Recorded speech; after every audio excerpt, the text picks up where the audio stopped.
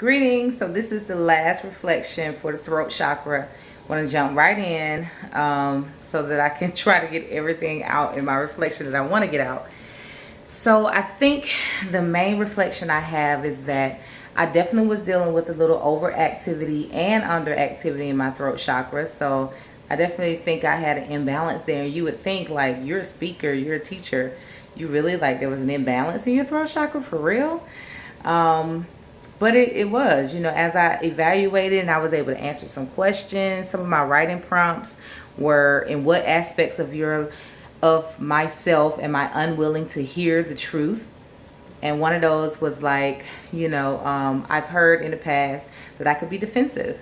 And, I'm like, what? But I identified that as a place that I didn't really want to hear the truth. And it was another writing prompt. Do my thoughts, words, and actions agree? Do I tend to dominate conversations? How often do I fail to keep my promises?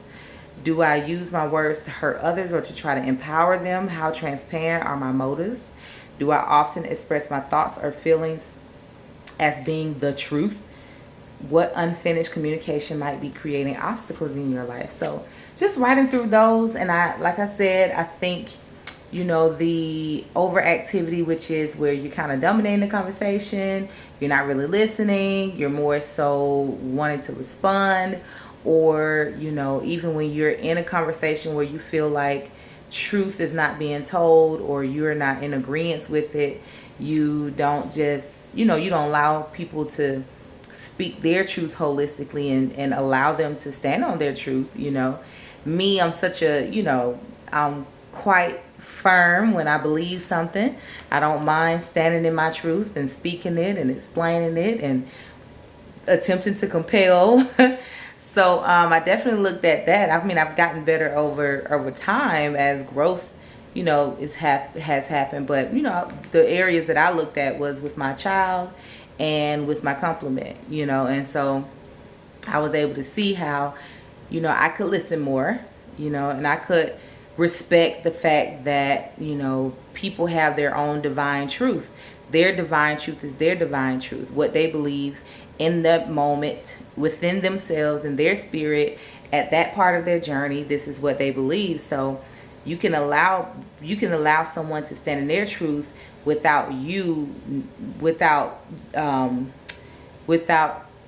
wavering on your truth, so that was, and it was more of a reminder, I know this, it was just a reminder, and I'm grateful to be able to look in. That's what I really like about this challenge, is that it's not indicating that you're wrong in some kind of way or you're flawed in some kind of way. It's giving you a chance to just reflect and see if you need to balance some things out. And I think that's a great thing to do always. Like, there is no finish line. Like, literally, there is no finish line. So, this is just an everlasting journey. It's up to us to either, beat ourselves up and try to rush to what we perceive to be like a finish line, or realize that there's no finish line and just enjoy the journey. So along the way, rejuvenate, balance, take some time to have fun, take some time to heal, take some time to do what you need to do so you can continue to enjoy the journey. So that's what I see it as. So I definitely am more conscious about listening and respecting other people's truth, and knowing that it doesn't mean that I can't stand in my truth. A thing I definitely wanted to share was how powerful the throat chakra is, how important, how much of an integral part the throat chakra is in your life, in your manifestation. I looked up the metaphysical meaning because I really wanted to know what's the metaphysical meaning. First, I looked up throat, and what came up was voice. So this is the metaphysical meaning of voice on truthunity.com, the one that I use quite a bit. Metaphysical meaning of voice is the faculty or power of utterance. The power center in the throat controls all the vibratory energies of this organism.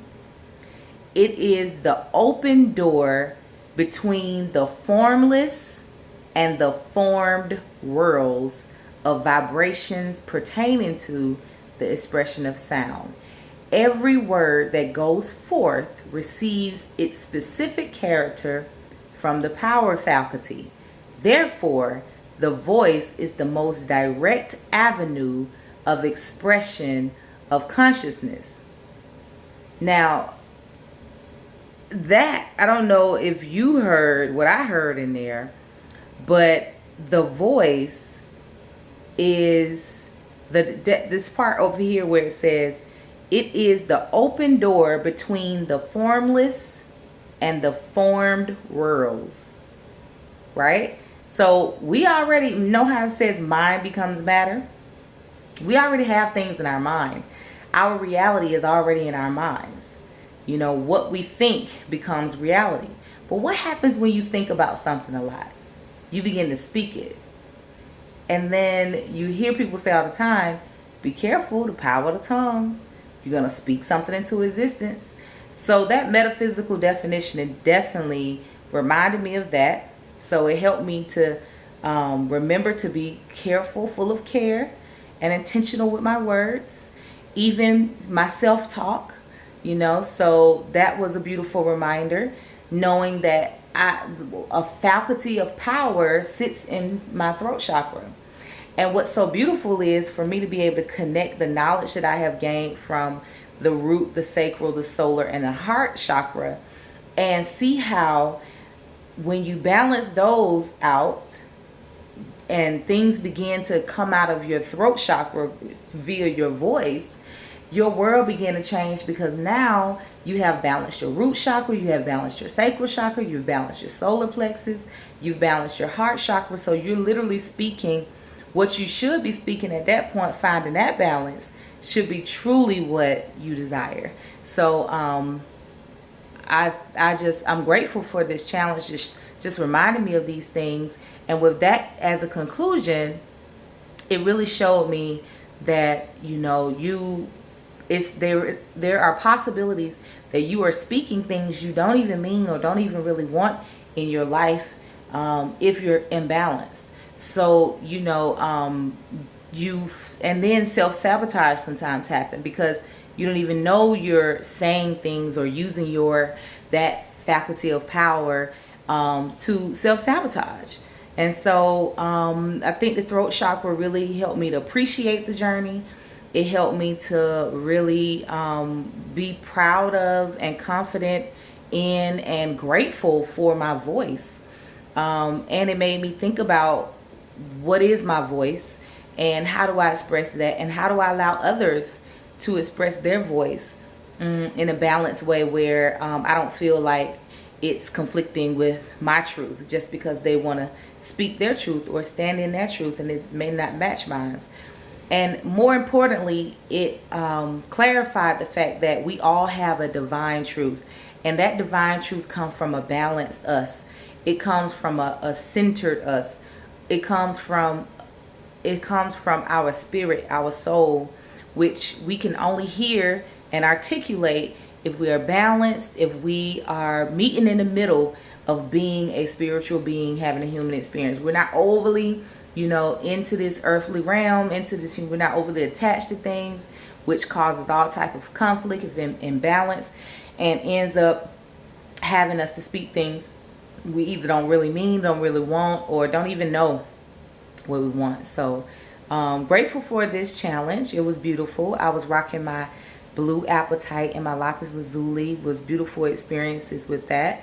I do think that helped out a lot with my insight, because those are both throat chakra and first eye chakra stones. So it really had me really thinking in a divine way, using divine thought as I contemplate this chakra. So next chakra is the first eye, which many call third eye, and I'm looking forward to it. So the next reflection you will see will explain what I am learning about the third eye, I call first eye, and how I will be working to look at it and see if there's any imbalance, and to balance and amplify that chakra. So thanks again for joining me. See you next video. Peace.